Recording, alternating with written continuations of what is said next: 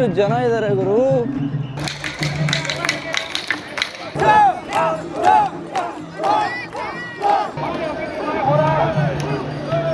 ಏನಿದೆ ರೀ ಇದು, ಒಂಥರ ಡಿಫ್ರೆಂಟ್ ಜಗತ್ತು ಅಂತ ಅನ್ಕೊಳ್ಳಿ.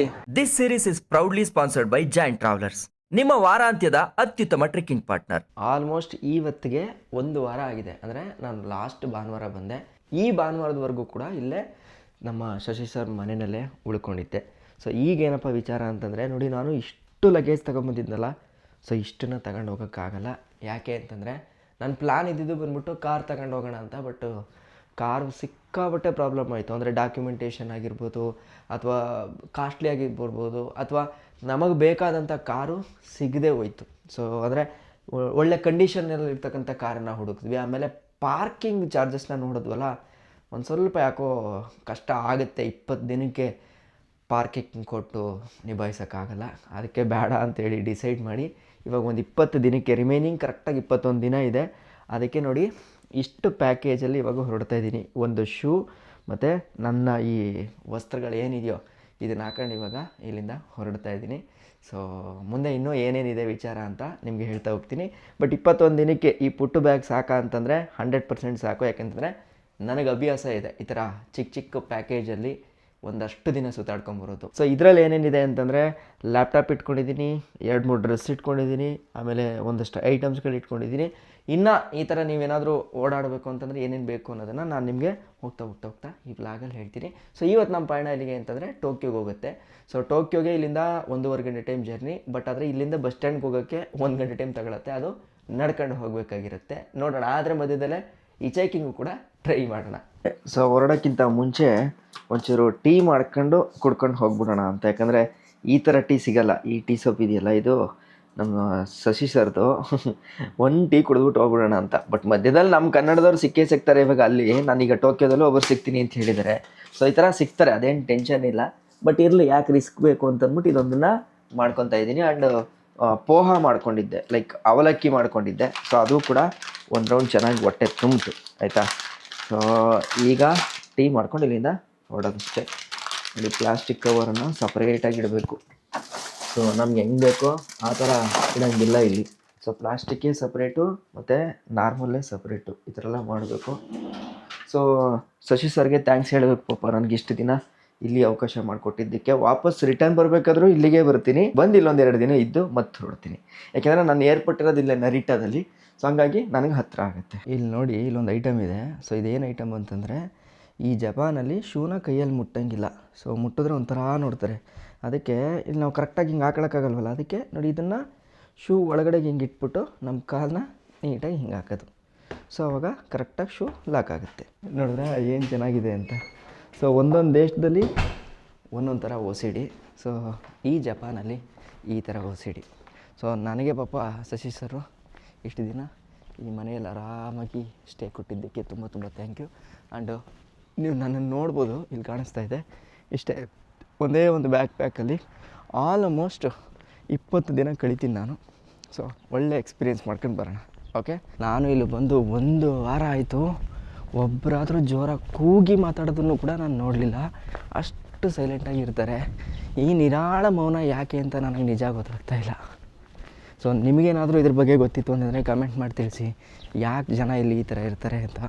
ಅಂದರೆ ಹೆಂಗೆ ಅಂತಂದರೆ, ಕೆಟ್ಟವರು ಅಂತಲ್ಲ ಪಾಪ, ಬಟ್ ಅವರ ಪರ್ಸ್ನಲ್ ಲೈಫ್ನ ಬಿಟ್ಟು ಆ ಕಡೆ ಬರಲ್ಲ. ಸೊ ಒಬ್ರನ್ನೊಬ್ರು ಮಾತಾಡ್ಸಲ್ಲ ಅಂತ ಕಾಣಿಸುತ್ತೆ. ಮೇ ಬಿ ಎಲ್ಲೋ ಅಪರೂಪ ಮಾತಾಡ್ಸೋದು ಆ ಥರ. ಹಿಂಗೆ ಬೇಕು ಅಂತ ಇತ್ತು ಅಂತಂದರೆ ನಮ್ಗೆ ಹೆಂಗೆ ಆಗ್ಬಿಡ ಹೇಳಿ. ನಮಗಂತೂ ಸಾಧ್ಯ ಇಲ್ಲ ಇಂಡಿಯನ್ಸ್ಗೆ. ನಾವು ಹಬ್ಬ ಹಳ್ಳಿ ಜಾತ್ರೆ ಮಾಡಿದವ್ರಿಗೆ ಈ ಥರದ್ದು ನಿರಾಳವಾದಂಥ ಮೌನ ಕಷ್ಟ ಆಗುತ್ತೆ. ಸೊ ಇನ್ ಕೇಸ್ ಏನಾದರೂ ನೀವು ಈ ಥರದ ಜಾಗದಲ್ಲಿ ಹಿಂಗೆ ಮನೆ ಮಾಡ್ಕೊಂಡು ಸೈಲೆಂಟಾಗಿತ್ತು ಅಂತಂದರೆ ನಿಮ್ಗೆ ಹೆಂಗೆ ಅನಿಸುತ್ತೆ ತಿಳಿಸಿ. ಇಲ್ಲಿ ನೋಡಿ, ಇಲ್ಲಿ ಪುಟಾಣಿ ಕಾರ್ಗಳು ಎಷ್ಟು ಸಖತ್ತಾಗಿ ನಿಂತಿದ್ದಾವೆ ಅಂತ. ಸೊ ಈ ಮನೆ ಮುಂದೆ ಆಲ್ಮೋಸ್ಟ್ ಈ ಕಾರ್ಗಳೆಲ್ಲ ಹಿಂಗೆ ನಿಂತಿರುತ್ತೆ ಅಂತ ಶಶಿ ಸರ್ ಹೇಳಿದ್ರು. ಬಟ್ ಎಷ್ಟು ಸಖತ್ತಾಗಿದೆ ನೋಡಿ. ಈ ಥರ ಕಾರ್ಗಳು ನಮ್ಮಲ್ಲೂ ಬಂದರೆ ಏನು ಚೆನ್ನಾಗಿರುತ್ತೆ ಅಲ್ಲ. ಒಂದು ಬ್ಲೂ, ಒಂದು ನಾರ್ಮಲ್ ಇದ್ರ ಕಲರ್ ಗ್ರೀನು, ಮತ್ತು ಒಂದು ರೆಡ್ ಕಲರ್. ಸಖತ್ತಾಗಿದೆ. ನೋಡ್ತಾ ಇದ್ದೀರಲ್ಲ, ಇದು ಎಕ್ಸ್ಪ್ರೆಸ್ ಹೈವೇ. ನಾನು ಇವಾಗ ಇಲ್ಲಿಂದ ಅಲ್ಲಿ ಕ್ರಾಸ್ ಆಗಬೇಕು ಅಂತಂದರೆ ಸೊ ಇದನ್ನು ಪ್ರೆಸ್ ಮಾಡಬೇಕು. ಸೊ ಪ್ರೆಸ್ ಮಾಡಿದಾಗ ನನಗಲ್ಲಿ ಗ್ರೀನ್ ಲೈಟ್ ಬರುತ್ತೆ, ಅಲ್ಲಿವರೆಗೂ ವೆಯ್ಟ್ ಮಾಡಬೇಕು. ಸೊ ಇಲ್ಲೆಲ್ಲ ಹಿಂಗೆ, ಯಾಕೆಂದರೆ ಇಲ್ಲಿ ಜನ ಜಾಸ್ತಿ ಓಡಾಡಲ್ಲ. ಅದಕ್ಕೆ ಯಾರು ಬಂದಾಗ ಅದನ್ನು ಒತ್ತಿ ನಾವು ಇಲ್ಲಿಂದ ಕ್ಲಿಯರ್ ಮಾಡ್ಕೊಂಡು ಹೋಗಬೇಕು. ನೋಡೋಣ ನಮ್ಗೆ ಓಪನ್ ಆಗುತ್ತಾ ಅಂತ. ಎಸ್ ನೋಡಿ, ಓಪನ್ ಆಯ್ತು ಇವಾಗ. ಸೊ ಗ್ರೀನ್ ಸಿಗ್ನಲ್ ಬೀಳ್ತು, ನಾನು ಅವಾಗ ಇಲ್ಲಿಂದ ಅಲ್ಲಿಗೆ ಕ್ರಾಸ್ ಆಗ್ಬೋದು. ಸೊ ಅವಾಗ ಕಾರವರೆಲ್ಲ ಇಲ್ಲಿ ಸ್ಟಾಪ್ ಮಾಡ್ಕೋತಾರೆ. ಸೊ ಅವ್ರಿಗೆ ಒಂದು ಥ್ಯಾಂಕ್ಸನ್ನು ಹೇಳಿ ವಾಪಸ್ ನಾವಿವಾಗ ಹಿಂಗೆ ಬರಬೇಕು. ಸೊ ನೀವು ಜಸ್ಟ್ ನೀವು ಬೋನ ಡೌನ್ ಮಾಡಿದ್ರೆ ಸಾಕು, ಅವ್ರಿಗೆ ಅರ್ಥ ಆಗ್ಬಿಡುತ್ತೆ ಓಕೆ ಅಂತ. ಇಷ್ಟು ಜನ ಈಗ ವೆಯ್ಟ್ ಮಾಡಿದ್ದು ನಾನು ಒಬ್ಬನಿಗೋಸ್ಕರ, ನಾನು ಅಲ್ಲಿ ಬಟನ್ ಒತ್ತನಲ್ಲ ಅದಕ್ಕೋಸ್ಕರ. ಸಿಸ್ಟಮ್ ನೋಡಿ ಎಷ್ಟು ಚೆನ್ನಾಗಿದೆ. ಯಾವುದೇ ಕಾರಣಕ್ಕೂ ರೋಡ್ ಆಕ್ಸಿಡೆಂಟ್ ಆಗೋಕ್ಕೆ ಇವರು ಬಿಡಲ್ಲ. ಸೊ ರೋಡ್ ಕಿಲ್ ಆಗಲೇಬಾರ್ದು ಅನ್ನೋದು ಇಲ್ಲಿಯ ಟ್ರಾಫಿಕ್ ರೂಲ್ಸ್ನ ಒಂದು ಕಟ್ಟವಾದಂಥ ನಿರ್ಧಾರ ಅಂತಲೇ ಹೇಳ್ಬೋದು. ಇದೇ ಬಸ್ ಟರ್ಮಿನಲ್ಲು. ಸೊ ನಾನು ಮೊನ್ನೆ ಶಶಿ ಸರ್ ಬಂದು ನನ್ನ ಕರ್ಕೊಂಡು ಹೋದ್ರಲ್ಲ, ಅದು ಇಲ್ಲಿಂದನೇ ನೋಡಿ. ಇಟಾಕೋ ಇಷ್ಟು ತಾಲೂಕು ಲೆವೆಲು, ಹೋಬಳಿ ಲೆವೆಲು ಅಂತ ಹೇಳ್ತಾ ಇದ್ದೀವಿ, ಬಟ್ ಅಲ್ಲೂ ನೋಡಿ ಪಾರ್ಕಿಂಗಿಗೆ ಹೆಂಗಿದೆ ಆ್ಯಂಡ್ ಎಷ್ಟು ಕಾರ್ಗಳಿಲ್ಲಿ ಪಾರ್ಕ್ ಆಗಿದೆ ಅಂತ ನೋಡಿ. ಸೊ ಆಲ್ಮೋಸ್ಟು 3.5 ಕಿಲೋಮೀಟ್ರ್ ಇವತ್ತು ನಡ್ಕೊಂಬಂದೆ ಅಲ್ಲಿಂದ. ನನಗೇನು ಫೀಲೇ ಆಗಲಿಲ್ಲ, ಆರಾಮಾಗಿ ನಡ್ಕೊಂಬಂದೆ. ಒಂದು ಬ್ಯಾಗ್ ಚಿಕ್ಕದಾಗಿದೆ, ಹಂಗಾಗಿ ಟೆನ್ಷನ್ ಇಲ್ಲ. ಎರಡನೇದು ನೇಚರ್ ಇತ್ತಲ್ಲ ಇಷ್ಟೆಲ್ಲ ಚೆನ್ನಾಗಿ ನೋಡ್ಕೊಂಡು ಬರೋದಕ್ಕೆ. ಸೊ ಹಂಗಾಗಿ ಆರಾಮಾಗಿ ಇಲ್ಲಿವರೆಗೂ ಬಂದೆ. ಸೊ ಈಗ ಬಸ್ ಹೋಗಿ ಹುಡುಕ್ಬೇಕಷ್ಟೆ. ಟೋಕಿಯೋ ಸ್ಟೇಷನ್ ಅಲ್ಲಿ ಬಂದೇ ಬಿಡ್ತು, ಬಸ್ ಡೈರೆಕ್ಟಾಗೇ ಬಂದಿದೆ. ನಾನು ನೋಡಿ ಇವಾಗ ಎಲ್ಲಿ ಅಲ್ಲಿ ಹೋಗಿ ಟಿಕೆಟ್ ತೊಗೊಳ್ಳಿಲ್ಲ, ಏನೂ ತೊಗೊಳ್ಳಿಲ್ಲ. ಸೊ ಏನಪ್ಪ ಮ್ಯಾಟ್ರು ಅಂತಂದರೆ ನೋಡಿ, ನನ್ನ ಹತ್ರ ವೆಲ್ಕಮ್ ಸ್ವಿಕಾ ನಾನು ಬರಬೇಕಾದ್ರೆ ತೊಗೊಂಡಿದ್ದೆ ಗೊತ್ತಾ ಕಾರ್ಡು. ಸೊ ಈ ಕಾರ್ಡ್ ಇದ್ದರೆ ಸಾಕು, ಜಸ್ಟ್ ಅಲ್ಲಿ ಸ್ವೈಪ್ ಮಾಡ್ಬಿಟ್ಟು ಹೋಗ್ಬೋದು. ಇಲ್ಲ ದುಡ್ಡಿತ್ತು ಅಂತಂದ್ರೂ ಅಲ್ಲಿ ಡ್ರೈವರ್ಗೆ ದುಡ್ಡು ಕೊಟ್ಬಿಟ್ಟು ನಾವು ಹೋಗ್ಬೋದಾಗಿರುತ್ತೆ. ಸೊ ಈಗ ನಾನೇನು ಮಾಡ್ತೀನಿ, ದುಡ್ಡು ಕೊಡೋಲ್ಲ, ನನ್ನ ಹತ್ರ ಕಾರ್ಡ್ ಇದೆ. ಸೊ ಹಂಗಾಗಿ ಡೈರೆಕ್ಟಾಗಿ ಕಾರ್ಡ್ ಮೂಲಕನೇ ಎಂಟ್ರಿ ತೊಗೋತೀನಿ. ಹಲೋ, ಅರಿಗಾತೋ. ಎಸ್, ಇವಾಗ ನಿಮಗೆ ಇಲ್ಲಿ ಇನ್ನೊಂದು ತೋರಿಸ್ಬೇಕು ನೋಡಿ. ಬಸ್ಸಲ್ಲಿ ಇದ್ದೀನಲ್ವಾ, ಸೊ ಈ ಬಸ್ಸಲ್ಲಿ ಫ್ರೀ ವೈಫೈ ಇದೆ. ಸೊ ನೋಡಿ, ವೈಫೈ ಆನ್ ಮಾಡಿದ್ಮೇಲೆ ಕಾಣಿಸ್ತಾ ಇದೆಯಾ ನಿಮಗೆ? So KC bus free wifi ಅಂತ ನೋಡಿ, ಇದನ್ನು ಕ್ಲಿಕ್ ಮಾಡಿದ್ರೆ ಕನೆಕ್ಟ್ ಆಗುತ್ತೆ. ಸೊ ಈಗ ಈ ಮೂವಿಂಗ್ ಬಸ್ಸಲ್ಲಿ, ಎಕ್ಸ್ಪ್ರೆಸ್ ವೇಲಿ ಹೋಗ್ತಾ ಇರೋ ಈ ಬಸ್ಸಲ್ಲಿ ಎಷ್ಟು ಸ್ಪೀಡ್ ಇದೆ ಅನ್ನೋದನ್ನು ನೋಡೋಣ. ರನ್ ಸ್ಪೀಡ್ ಟೆಸ್ಟ್ ಕೊಟ್ಟರೆ ಎಷ್ಟಿದೆ ಸ್ಪೀಡು ನೋಡಿ. ಇಲ್ಲಿ ಇಂಟರ್ನೆಟ್ ಸ್ಪೀಡ್ ಬಂದ್ಬಿಟ್ಟು ಡೌನ್ಲೋಡ್ ಸ್ಪೀಡೇ ಹೆಚ್ಚು ಕಡಿಮೆ 9 MB ಇದೆ. ಅಪ್ಲೋಡ್ ಸ್ಪೀಡು ಸಾಕಲ್ಲ, ಅಟ್ಲೀಸ್ಟು ನಮಗೆ ವೈಫೈ ಸಿಗ್ತಾ ಇದೆಯಲ್ಲ ಅದೇ ಸಾಕು. ಫೋನ್ ಗೇನ್ ಮಾತಾಡೋಕ್ಕೆ ಅಥವಾ ಏನಾದರೂ ವೀಡಿಯೋಸ್ ನೋಡೋಕ್ಕೆ, ಫಿಲಮ್ ನೋಡೋಕ್ಕೆ ಬೋರ್ ಆಗದೆ ಇರಲಿ ಅನ್ನೋದಕ್ಕೋಸ್ಕರ ಅವರು 9 MB download speed, 1 MB upload ಸ್ಪೀಡನ್ನು ಕೊಟ್ಟಿದ್ದಾರೆ. ಸೊ ಈ ಬಸ್ಸಲ್ಲಿ ಈ ಥರ ಫೆಸಿಲಿಟಿ ಇರೋದ್ರ ಬಗ್ಗೆ ನಿಮಗೇನು ಅನಿಸುತ್ತೆ ಕಮೆಂಟ್ ಮಾಡಿ ತಿಳಿಸಿ.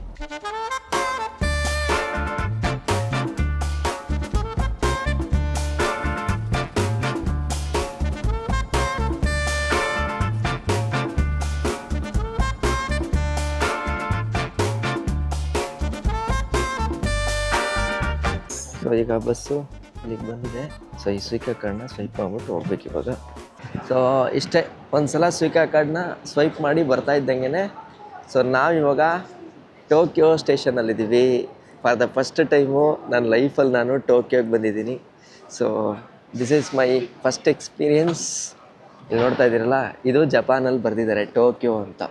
ಸೊ ನಾನೇನು ಮಾಡ್ತೀನಿ ಅಂತಂದರೆ ಇವಾಗ, ಸೊ ಅಲ್ಲಿ ಬರಬೇಕಾದ್ರೆ ಒಂದು ಯಾವುದೋ ಒಂದು ಮೆರವಣಿಗೆ ನಡೀತಾ ಇತ್ತು ಆ್ಯಕ್ಚುಲಿ, ಪ್ರೊಸೆಷನ್ನು. ಸೊ ಅದನ್ನು ಹೋಗಿ ನೋಡ್ಕೊಂಡು ಅದಾದಮೇಲೆ ಇಲ್ಲಿಗೆ ವಾಪಸ್ ಬರೋಣ ಅಂತ ಅಂದ್ಕೊಂಡಿದ್ದೀನಿ. ಸೊ ನಾನು ಸ್ಟೇಷನ್ ಒಳಗಡೆಯಿಂದ ಹಿಂಗೆ ಹೋಗಬೇಕು. ಹಿಂಗೆ ಹೋಗಿ ಅಕಿಹಾಬಾರ ಅಂತಂದ್ಬಿಟ್ಟು ಇವತ್ತು ನಾನು ಒಂದು ಲೊಕೇಶನ್ನ ನೋಡಿದ್ದೀನಿ. ಅಲ್ಲಿಗೆ ಹೋಗೋಕ್ಕಿಂತ ಮುಂಚೆ ಫಸ್ಟ್ ಇಂಪ್ರೆಷನ್ನು, ಸೊ ಏನು ಖುಷಿ ಇದೆ ಅದನ್ನು ನೋಡೋಣ. ನೋಡಿ, ಸೇಮ್ ನನಗೆ ಫೀಲಿಂಗ್ ಹೆಂಗೆ ಆಗ್ತಾಯಿದೆ ಅಂತಂದರೆ ಹಾಂಗ್ಕಾಂಗ್ ಅನ್ನೋ ಥರನೇ ಫೀಲ್ ಆಗ್ತಾಯಿದೆ. ಆ್ಯಂಡ್ ಇದು ಟೋಕಿಯೋದು ಮೇಯ್ನ್ ಸ್ಟೇಷನ್ನು. ಸೊ ಅದು ರೈಲ್ವೆ ಸ್ಟೇಷನ್ಗೆ ಹೋಗೋಂಥ ದಾರಿ. ಸೊ ಬನ್ನಿ, ಇನ್ನೂ ಏನೇನಿದೆ ಇಲ್ಲಿ ನೋಡ್ಕೊಂಡು ಬರೋಣ. ಸೊ ಲೈಕ್ ಇದೊಂಥರ ಡಿಫ್ರೆಂಟ್ ಫೀಲು, ಬಟ್ ಸಖತ್ತಾಗಿದೆ. ಜನ ಸಿಕ್ಕಾಪಟ್ಟೆ ಹೆಲ್ಪಿಂಗ್ ಇದ್ದಾರೆ, ಅದು ಇಲ್ಲಿ ಪ್ಲಸ್ ಪಾಯಿಂಟು. ಲೆಟ್ಸ್ ಸಿ ಏನಿದೆ ರೀ ಇದು. ಇದೊಂಥರ ಡಿಫ್ರೆಂಟ್ ಜಗತ್ತು ಅಂತ ಅಂದ್ಕೊಳ್ಳಿ. ಇದೇನೋ ಒಂಥರ ನನಗೆ ಲೈಕ್ ಹಾಂಗ್ಕಾಂಗ್ ನೋಡಿದೆ, ಹೌದು ಹಾಂಗ್ಕಾಂಗ್ ಥರನೇ ಇದೆ. ಬಟ್ ಆದರೆ ಅದಕ್ಕೂ ಇದಕ್ಕೂ ಏನು ಅಂತಂದರೆ ಜನನ ನೋಡ್ತಾ ಇದ್ರೆ ಲೈಕ್ ಒಂಥರ ಖುಷಿ ಆಗುತ್ತೆ. ಸೊ ಯಾಕೆಂದರೆ ಹಾಂಗ್ಕಾಂಗಲ್ಲೆಲ್ಲ ಸ್ವಲ್ಪ ಜನ ರೂಡ್ ಇದ್ದರು, ಬಟ್ ಇಲ್ಲ ಆ ಥರ ರೂಡೆಲ್ಲ ಇಲ್ಲ, ಒಂಥರ ಸಪೋರ್ಟಿವ್ ಆಗಿದಾರ. ಅದು ಮೇ ಬಿ ನನಗೆ ಲೈಕ್ ಡಿಫ್ರೆಂಟ್ ಅಂತ ಅನಿಸಿದೆ ಅಂತ ಕಾಣಿಸುತ್ತೆ. ಒಂದು ನೋಡೋಣ, ಗೊತ್ತಿಲ್ಲ. ನಾನು ಒಂದು 2 ದಿನ ಅಂತ ಪ್ಲ್ಯಾನ್ ಹಾಕ್ಕೊಂಡಿದ್ದೀನಿ. ಜಾಸ್ತಿ ಆದರೆ ಬೇಕು, ಜಾಸ್ತಿನೂ ಇದ್ಬಿಡ್ತೀನಿ. ಹೆಂಗೆ ಅಂತ ಗೊತ್ತಿಲ್ಲ ನನಗೆ. ಲೈಕ್ ಲಾಸ್ಟ್ ಟೈಮಲ್ಲಿ ಏನು ಡಿಸೈಡ್ ಮಾಡ್ತೀನೋ ಆ ಥರ. ಎಸ್, ಹೆಂಗೆ ಅನ್ನಿಸ್ತಾ ಇದೆ ನಿಮಗೆ? ಸೊ ಈ ಒಂದು ವ್ಯೂನು ಕೂಡ ತೋರಿಸ್ತಾ ಇದ್ದೀನಿ ನಿಮಗೆ. ಮನೇಲಿ ಕೂತ್ಕೊಂಡು ಆ ನ್ಯಾಚುರಲ್ ಫೀಲ್ ಆಗಲಿ, ನಾನು ಏನು ಎಕ್ಸ್ಪೀರಿಯೆನ್ಸ್ ಮಾಡ್ತಾ ಇದ್ದೀನೋ ಆ ಫೀಲ್ ನಿಮಗೂ ಸಿಗಲಿ ಅನ್ನೋದಕ್ಕೋಸ್ಕರ ಈ ಥರ ಎಲ್ಲ ಮಾಡ್ತಾ ಇದ್ದೀನಿ. ಸೊ ಇದೇ ದಾರಿ ಆ್ಯಕ್ಚುಲಿ ನಾವು ಬಂದಿದ್ದು ಇಟಾಕೋ ಸ್ಟೇಷನ್ನಿಂದ. ಸೊ ಇಲ್ಲಿಂದ ಹಿಂಗೆ ಹೋಗಿದ್ದು, ಬಟ್ ಪ್ರೊಸೆಷನ್ ಇರೋದು ಅಲ್ಲಿ. ಸೊ ಅದಕ್ಕೆ ಪ್ರೊಸೆಷನ್ ನೋಡ್ಕೊಂಬರೋಣ. ಸೊ ಜನ ಇಲ್ಲೇ ಈ ಮಠ ಕಾಣಿಸ್ತಾ ಇದ್ದಾರೆ. ಇನ್ನು world's busiest crossing Shibuya crossing. So ಅದನ್ನು ಯಾವ ಲೆವೆಲ್ ಇರುತ್ತೆ ಅಂತ ಗೊತ್ತಿಲ್ಲ ಲಿಟ್ರಲಿ. ಸೊ ಅದನ್ನು ನೋಡೋಕ್ಕೆ ನಾನು ಕಾಯ್ತಾ ಇದ್ದೀನಿ. ಇಲ್ಲೇ ನೋಡಿ ಜನ ಎಷ್ಟೊಂದಿದ್ದಾರೆ ಅಂತ. ಒಂದೊಂದು ಕ್ರಾಸಿಂಗಿಗೂ ಜನ ಫುಲ್ ಜನ ನಿಂತಿರ್ತಾರೆ. ಸೊ ನೋಡಿ ಇಲ್ಲಿ ನಮ್ಮೂರಲ್ಲಿ ಹೆಂಗೆ ಅದಾದರೂ ಸಿದ್ದಪ್ಪಾಜಿದು ಮಾದಪ್ಪಂದು ತೇರೋಗುತ್ತಲ್ಲ, ಆ ಥರ ತೇರೋಗ್ತಾ ಇದೆ ನೋಡಿ ಇಲ್ಲಿ. ವಾವ್, ಇಲ್ಲಿ ನೋಡಿ ಎಷ್ಟು ಚೆನ್ನಾಗಿ ಹೋಗ್ತಾ ಇದೆ. ಎಷ್ಟು ಜನ ಇದ್ದಾರೆ ಗುರು. ಅಯ್ಯೋ, ಓ ಇದೇನಾ ಶಿಬುಯಾ ಕ್ರಾಸಿಂಗು? ಇಲ್ಲ, ನೋಡಿ ಎಷ್ಟು ಜನ. ಅಲ್ಲಿ ನೋಡಿ ತೇರೆಲ್ಲ ಹೊತ್ಕೊಂಡು ಹೋಗ್ತಾ ಇದ್ದಾರೆ. ಎಷ್ಟು ಜನ ಇದ್ದಾರೆ ಕ್ರಾಸಿಂಗಲ್ಲಿ.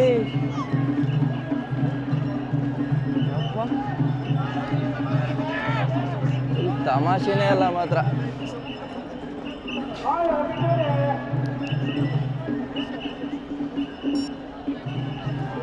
ಜನ ಹೆಂಗ್ ನೋಡ್ತಾ ಇದ್ದಾರೆ.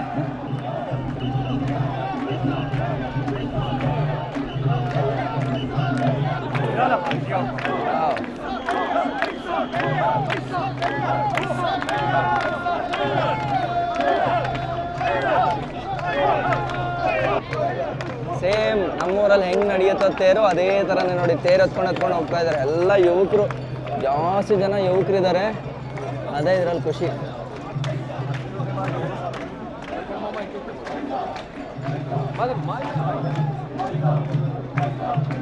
ಇದು ಯಾವುದೋ ಮೇ ಬಿ ದೊಡ್ಡ ಹಬ್ಬ ಅಂತ ಕಾಣಿಸುತ್ತೆ. ಇಲ್ಲಿ ಟೋಕಿಯೋದಲ್ಲಿ ಅಷ್ಟೊಂದು ಜನ ಇದ್ದಾರೆ. ಅದಕ್ಕೇನೆ ನೀವು ಇಲ್ಲಿ ನೋಡ್ಬೋದು, ಇಲ್ಲಿ ಸಿಕ್ಕಾಪಟ್ಟೆ ಜನ ಇದ್ದಾರೆ. ಎಲ್ರಿಗೂ ಒಂದೇ ಥರದ ಯೂನಿಫಾರ್ಮ್ ಹಾಕೊಂಡಿದ್ದಾರೆ. ಆ್ಯಂಡ್ ಒಂಥರ ಡಿಫ್ರೆನ್ಸ್ ಅಂತ ಅನ್ನಿಸ್ತಾ ಇದೆ ನನಗೆ ಇದು.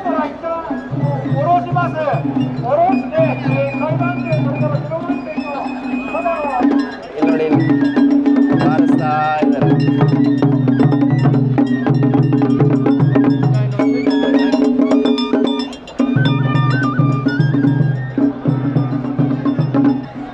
Wow, it's a beautiful. Actually ಟೋಕಿಯೋಗೆ ಬಂದು ಮೊದಲನೇ ದಿನನೇ ನನಗೆ ಈ ಥರದ್ದು ಒಂದು ಎಕ್ಸ್ಪೀರಿಯೆನ್ಸ್ ಸಿಗುತ್ತೆ ಅಂತ ನಾನು ಅಂದ್ಕೊಂಡಿರಲಿಲ್ಲ. ಬಟ್ ಒಂಥರ ಎಕ್ಸ್ಪೀರಿಯೆನ್ಸ್ ಇದು. ಯಾಕೆ ಅಂತಂದರೆ ನೋಡಿ, ಇಲ್ಲಿ ಸುತ್ತಮುತ್ತ ನಿಮಗೆ ಜನನೇ ಸಿಗೋದು. ಅಷ್ಟೊಂದು ಜನ ಇದ್ದಾರೆ. ಇಲ್ಲಿ ನೋಡಿ, ಈ ಕಡೆ ಒಂದು ಗ್ರೂಪು, ಆ ಕಡೆ ಒಂದು ಗ್ರೂಪು, ಒಬ್ಬೊಬ್ರದ್ದು ಒಂದೊಂದು ಥರ ಯೂನಿಫಾರ್ಮು, ಡಿಫ್ರೆಂಟ್ ಯೂನಿಫಾರ್ಮ್ ಇದೆ ನೋಡಿ. ಸೊ ಎಲ್ಲ ಬಂದು ಒಂದು ಕಡೆ ಕ್ರಾಸಲ್ಲಿ ಸೇರ್ತಾ ಇದ್ದಾರೆ. ಐಸಾ ಅಂತಲೇ ಕೂಗ್ತಾ ಇದ್ದಾರೆ. ಸೊ ಸೇಮ್ ನಮ್ಮ ಭಾರತದಲ್ಲಿ ಹೆಂಗೆ ಒಂದು ದೇವರ ಒಂದು ತೇರನ್ನು ಎಳೆಯೋ ಒಂದು ಕಾನ್ಸೆಪ್ಟ್ ಇದೆಯಲ್ಲ, ಮೇ ಬಿ ಆ ಥರದ್ದು ಒಂದು ಹಬ್ಬ ಅಂತ ಕಾಣಿಸುತ್ತೆ. ಬಟ್ ಎಷ್ಟು ಅದ್ಭುತವಾಗಿದೆ ನೋಡಿ. ನನಗೆ ಅಲ್ಲಿ ಇಟಾಕೋನಲ್ಲಿ ಇದ್ದು ಬೋರ್ ಹೊಡೆದೋಗಿತ್ತು ಆ್ಯಕ್ಚುಲಿ. ಬಟ್ ಇಲ್ಲಿ ಬರ್ತಿದ್ದಾಗೇ ಸಡನ್ನಾಗಿ ವೈಬು. ಸೊ ಇಷ್ಟು ಜನ ಸೇರಿಕೊಂಡು ಯಾವುದೋ ಒಂದು ದೊಡ್ಡ ಹಬ್ಬನ ಮಾಡ್ತಾ ಇದ್ದಾರೆ ಅಂತಂದರೆ, ಸೊ ಅಲ್ಲಿಗೆ ಅರ್ಥ ಆಯಿತು ಜಪಾನಲ್ಲಿ ಕಲ್ಚರಲ್ ವೈಸ್ ನೋಡ್ತು ಅಂತಂದರೆ ಯಾವ ಲೆವೆಲ್ಗೆ ಅವರು ಎಂಜಾಯ್ ಮಾಡ್ತಾರೆ ಆ್ಯಂಡ್ ಯಾವ ಲೆವೆಲ್ಗೆ ಅವರ ಸಂಸ್ಕೃತಿನ ತಗೊಂಡು ಹೋಗ್ತಾ ಇದ್ದಾರೆ ಅನ್ನೋದು ನಮ್ಗೆ ಇಲ್ಲಿಂದನೇ ಕಾಣಿಸ್ತಾ ಇದೆ ನೋಡಿ. ಏನು ಅದ್ಭುತವಾಗಿ ಮಾಡ್ತಾ ಇದ್ದಾರೆ, ಕರೆಕ್ಟ್ ಅಲ್ಲ? ಸೊ ಎಲ್ಲ ಭಕ್ತಿಯಿಂದನೂ ಕೂಡ ಸೆಲೆಬ್ರೇಟ್ ಮಾಡ್ತಾ ಇದ್ದಾರೆ. ಅದೇ ನನಗೆ ಖುಷಿ ಆಗ್ತಾ ಇರೋದು, ಇನ್ನೇನೂ ಇಲ್ಲ. ಅಂಡ್ ನೋಡಿ, ಫುಲ್ ಎಲ್ಲ ಬ್ಲಾಕ್ ಆಗಿದೆ. ಸೊ ಪೊಲೀಸವರು ವೆಹಿಕಲ್ಗಳನ್ನ ಕೂಡ ಸ್ಟಾಪ್ ಮಾಡಿ ಕಳಿಸ್ತಾ ಇದ್ದಾರೆ. ಈ ಥರದ ಸಿಕ್ಕಾಪಟ್ಟೆ ಗ್ಯಾಂಗ್ಗಳಿದೆ, 1-2 ಅಲ್ಲ, ಸುಮಾರು ಗ್ಯಾಂಗ್ಗಳು. ನಾನು ನೋಡಿದ ಮಟ್ಟಿಗೆ ಇಲ್ಲೇ ಒಂದು 10,000 ಜನ ಇದ್ದಾರೆ ಅಂತ ಕಾಣಿಸುತ್ತೆ ಟೋಟಲ್ಲು. ಬಟ್ ನಾನು ಬರ್ತಾ ಇರೋದಕ್ಕೂ ಇವರು ಬರೋದಕ್ಕೂ ಇದೊಂಥರ ಬೇರೆ ಲೆವೆಲ್ ಫೀಲ್ ಆಯಿತು. ಆ್ಯಂಡ್ ಇನ್ನೂ ಒಂದು ಅಬ್ಸರ್ವ್ ಮಾಡಿದೆ ನಾನು, ಈಗ ಇಲ್ಲಿ ಪ್ರೊಸೆಷನ್ ಹೋಗ್ತಾ ಇದ್ರೂ ಕೂಡ ರೋಡ್ ಏನು ಬ್ಲಾಕ್ ಮಾಡಿಲ್ಲ. ಸೊ ಇಲ್ಲಿ ನೋಡಿ, ಇಲ್ಲಿ ಕ್ರಾಸಿಂಗ್ ಇದ್ದಾಗ ಮಾತ್ರ ಅವರು ಹೋಗ್ತಾ ಇದ್ದಾರೆ. ಅಂದರೆ ಆ ರೋಡ್ದು ಸಿಗ್ನಲ್ ಇದ್ದಾಗ ಮಾತ್ರ ಹೋಗ್ತಾ ಇದ್ದಾರೆ ಬಿಟ್ಟು, ಅದೊಂದು ರೋಡ್ ಬ್ಲಾಕ್ ಆಗಿದೆ ಬಿಟ್ಟರೆ ಇನ್ನು ಈ ರೋಡೆಲ್ಲ ಅಸೆಸಬಲ್ ಇದೆ. ಓಕೆ, ಇನ್ನೊಂದು ಸಲ ನೋಡೋಣ. ನೋಡಿ ಇಲ್ಲಿ.